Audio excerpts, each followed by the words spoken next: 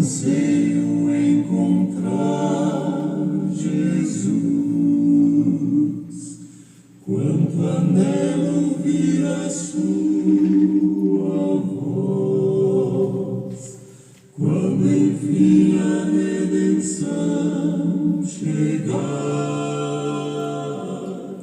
com ternura vou lhe perguntar: que feridas são estas nas tuas mãos? Que feridas são estas nos pés? São feridas com que fui ferido em casa de amigos meus. Que feridas são estas? Os irmãos vão continuar ouvindo até o final deste quarteto Arautos do Rei cantando Feridas. E a lição de hoje, que tem como título Dedicação a Deus, o orgulho espiritual. O comentarista, durante toda a lição, ele nos leva a entender exatamente que o seguinte: a gente deve dar valor a essas feridas que o quarteto Arautos do Rei está cantando. Porque os Gálatas, já naquela época, estavam vivendo algo diferente disso aí, do entendimento de que Jesus veio para nos resgatar. E vejamos bem Gálatas 3:11, que é o texto básico, que diz o seguinte: é evidente que diante de Deus ninguém é justificado pela lei, pois o justo viverá da fé.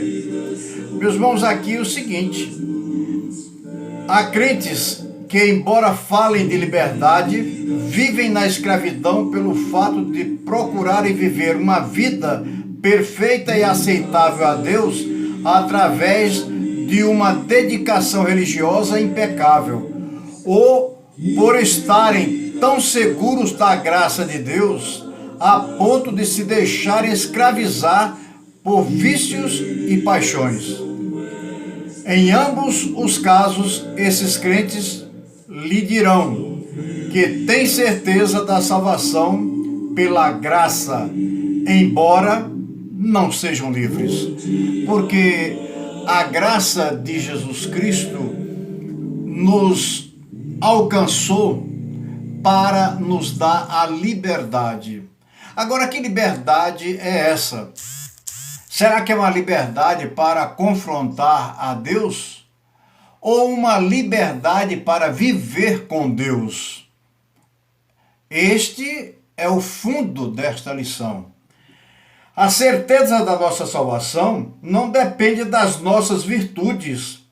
Isto é, Ele nos libertou e pronto. Ou confiamos ou não. Esse negócio de fazer alguma coisa por merecimento, ser um bom beato na igreja, uma pessoa que tem o dom de cantar, e então ele se prepara só para cantar e fazer bonito ali na frente da igreja. Mas para Deus não adianta você fazer nada de bonito. Para Deus importa que o seu louvor seja dentro de você. A sua boca pode até externar louvor, mas se lá dentro estiver o seu espírito louvando a Deus, e Deus sabe, eu não sei. Um coral cantar bonito pode até nos dar uma alegria, mas eu não sei se ele está cantando para o louvor do Senhor. E vejamos bem aqui uma coisa: a nova vida em Cristo, ou seja, uma nova vida, então a gente tem que mostrar mudança. É o que o comentarista está colocando aqui logo de começo, antes do primeiro ponto. Nós temos que apresentar, meus irmãos, um novo pensar, uma nova maneira de falar. quando alguém fala alguma besteira ou qualquer coisa assim, você não vá para retrucar. Fique quieto, espere a oportunidade e fale com amor. Externe o amor de Cristo para com aquela pessoa. Aí sim, aí você vai ser um crente dedicado. Aliás, o crente dedicado admite que não existem mocinhos na igreja, ou seja, essas pessoas que estão ali para aparecer. Tem gente que gosta de aparecer na igreja. Na hora de fazer o serviço da igreja, o que é o serviço da igreja? Ajudar os irmãos, puxar uma cadeira para um mais idoso, atender uma criança, atender também ao comando da igreja. Ali tem um pastor ou um dirigente que naquele momento é que está comandando a celebração. E então não adianta você querer fazer uma coisa antes, você tem que esperar a vez, ou se der a oportunidade, você então colocar diante daquele dirigente aquilo que é necessário. Agora, no terceiro capítulo, Paulo repreende os Gálatas pelo fato de eles terem abandonado algo tão eficaz e que causou tanto desgaste. Gálatas 3, 3 e 4. O evangelho da graça por uma novidade ineficaz e escravizadora. O outro evangelho. Já falamos um pouco sobre este outro evangelho na lição passada. E, porque lógico, Paulo está ali conversando com os Gálatas, repreendendo exatamente porque eles deixaram o evangelho para um novo evangelho. Ou seja, não existe novo evangelho, mas uma conversa bonita e barata que não leva a lugar algum de vida, pode levar você até a ter confusão e desacreditar de Deus. E isso não é bom, nem para mim, nem para você. Eu gostaria que você pegasse nesse texto aqui, desse primeiro ponto, aqui no finalzinho, nós vamos ver da página 17, que Paulo fala aqui, ele insistindo com os Gálatas, sobre a nossa adoção como filhos de Deus, pelos méritos de Jesus Cristo. Paulo esclarece que, depois do tempo apropriado para que Jesus viesse ao mundo, ou seja, a plenitude dos tempos, o ser humano pôde ser redimido apenas pelo poder de Cristo e não pelos rituais religiosos. Com garantia da salvação, todas as pessoas resgatadas pelo poder de Cristo receberam o seu Espírito, que clama ao próprio Deus. Meus irmãos, uma coisa muito importante para a gente tirar daqui, desse primeiro texto aqui do comentarista.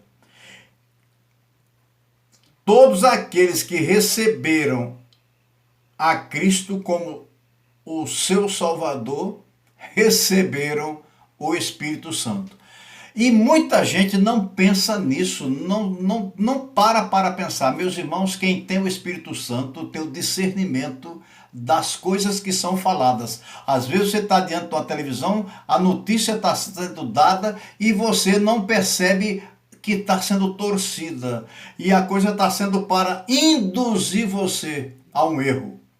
E você não acha nada demais porque não está nem aí. Mas esse não está nem aí é porque o Espírito de Deus não está agindo na sua vida porque você não está deixando. Uma das coisas que ele faz é exatamente discernir. E foi o que os Gálatas não fizeram. Não discerniram o Evangelho de Cristo, que é o poder para a salvação de todo aquele que nele crê, e passaram a ouvir uma outra conversa parecida. Até liam o texto. Hoje nós temos quantas pessoas lendo a Bíblia e querendo explicar, mas explicando para que aquele que está ouvindo ache bom. E para achar bom é como? Volto à lição passada. O evangelho de prateleira do supermercado. O evangelho de Cristo não é para isso. Não é para ser escolhido. Qual a maneira que a pessoa tem que falar comigo? Ou se eu tenho que achar que aquilo é que está certo, porque é o que eu entendo. Nós vamos ver mais à frente que a recomendação paulina aponta para uma vida dedicada a Deus, uma vida no Espírito e não na conversa dos outros. Em vez de focar no não fazer o errado ou no fazer o certo, a proposta paulina é andar com Deus e ir mudando a cada dia. Não adianta você querer bancar um puritano, que os puritanos, todos eles caíram. Porque diante de Deus, quem é perfeito? Nós somos justificados, mas ainda estamos dentro daquilo que Deus propôs. Nos deu a oportunidade de escolher. Vamos para o segundo ponto, porque a hora está avançando. O cristão dedicado participa da vida no Espírito. Volta àquilo que eu estava falando. Tem que estar apegado ao Espírito. Meus irmãos, ninguém, crente nenhum, diácono nenhum, pastor nenhum, dirigente nenhum, faz nada que não seja as coisas de Deus, que não seja pelo Espírito Santo. Não é o que eu estou falando, mas é o que o Espírito Santo está esclarecendo a vocês. Que quem sou eu para esclarecer? Eu posso até dar uma ajuda aqui na parte daqui do português, né? Dos verbos, o encaminhamento que pode ser dado para a gente entender, mas é o Espírito que faz valer no seu ouvido.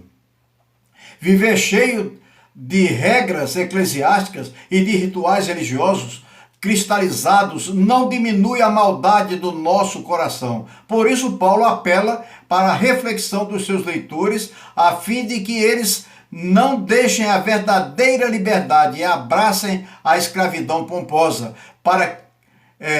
pomposa que gera arrogância nos líderes, que conduz o povo à prisão. E a você, se não tiver na liderança, não se deixe levar para a prisão. Você tem a Bíblia, e a Bíblia está dizendo o que é a vontade de Deus. E diz que Ele é bom, Ele espera nós fazermos as coisas, espera que a gente dê oportunidade para que Ele haja naquele propósito, naquela lida que você vai, quando vai falar com alguém. Mas sabendo uma coisa, nós não somos capazes de fazer nada em relação à salvação. Esta fé da experiência do novo nascimento nos conduz a uma fé. E esta fé, enquanto convicção acerca de algo que nossos olhos não veem e certeza de algo que esperamos, faz com que lutemos contra desejos da nossa natureza, contra o mundanismo ao nosso redor e contra um inimigo invisível, inteligente e organizado. Ele procura justamente as brechas na nossa vida para botar a colherzinha dele no meio e passar uma palavra bonita, até com citação bíblica. E alguém pega, porque tem uma citação bíblica que vem no WhatsApp, num quadrinho e tal, vem uma citação bíblica, mas se você for olhar, até o verbo está colocado numa dúvida. Deus não é... A palavra de Deus não dá dúvida, ela é perfeita. Então vamos mais à frente. A fé não é emoção, mas gera um desejo ardente pela vontade de Deus. A fé não é razão, mas influencia o nosso modo de pensar e é provocada pela reflexão bíblica, apontando a vontade de Deus. E porque vocês são filhos, Deus enviou o Espírito de seu Filho ao coração de vocês e ele clama, Abba, Pai. Gálatas 4:6. Meus irmãos, é que o tempo corre com a gente, para poder a gente explicar tudo, né? Mas ou vivemos num legalismo, ou na libertinagem, ou na dependência. Não temos como agradar a Deus e conquistar nossa salvação cumprindo todos os mandamentos da lei. Meus irmãos, a lei mosaica, a lei que Deus deu, era para mostrar o pecado, para condenar o pecado. E Jesus veio para cumprir no nosso lugar aquilo que a lei determinava. Jesus cumpriu tudo. E por isso ele foi crucificado como um malfeitor. Como uma pessoa que não merecia sequer estar vivo. Ele sofreu maldição e ele morreu como maldição para nos tornar livres desta maldição. Então, não vamos agora nos apegar a coisas bonitas que o Satanás apresenta, porque ele só apresenta coisa bonita. O povo é que pinta ele feio, quando vai fazendo um quadro, pinta ele feio, mas ele não é feio não, ele é bonitinho. Ele chega lá e dá um sorrisozinho, uma conversa macia e muita gente embarca naquilo.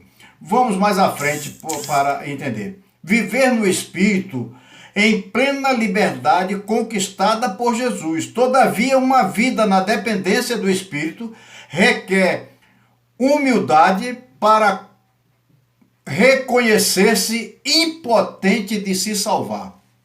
Então, não é porque você trabalha muito na igreja, não é porque você gosta de até chegar mais cedo para limpar os bancos da igreja e mostrar para alguém que você está fazendo alguma coisa que vai te levar ao céu. A salvação não é comprada com esse tipo de valor. O valor foi a vida do Filho de Deus. E nós temos que encarnar isso, colocar na nossa mente e viver respirando isso. Pensemos na vida eterna como uma vida para Deus, movida pelo Espírito, em plena liberdade, trazendo vida e restauração ao próximo. Vivemos no mundo doente e influenciado pelo diabo. E os embaixadores do reino, os salvos, querem viver livremente debaixo da legislação deste reino, independentemente dos conflitos e desconfortos contra o império das trevas. Isso já é vida eterna. E o comentarista diz aleluia. E a gente pensa que o viver bem aqui, com o ter as coisas, é que é vida boa. Vida boa é lá no céu. Aqui a gente tem que passar o aperto para chegar até lá. Portanto, não deixe de lutar. Cristo já venceu por você, fazendo-se maldição em seu lugar. Gálatas 3,13. E nada nem ninguém poderá prevalecer contra a igreja de Jesus. Mateus 16,18. Habitação de Deus. 1 Pedro 2,5. E nós podemos ver no Para Pensar e Agir qual seria a diferença entre receber o Espírito Santo e ter uma experiência emocional com uma compreensão intelectual. Nós temos que pensar nisso. Há alguma diferença ou alguma relação entre razão, emoção e espiritualidade? Ver Deus como Pai faz diferença em nosso comportamento? Você se sente livre para não se deixar dominar pelos maus desejos do seu coração e daquilo que você ouve de alguém? Pensemos bem, meus irmãos, e as feridas que Jesus sofreu foi por mim e por você, não foi para a gente negar a Ele. Que Deus nos abençoe e no próxima sexta-feira teremos uma nova lição que é a número 3.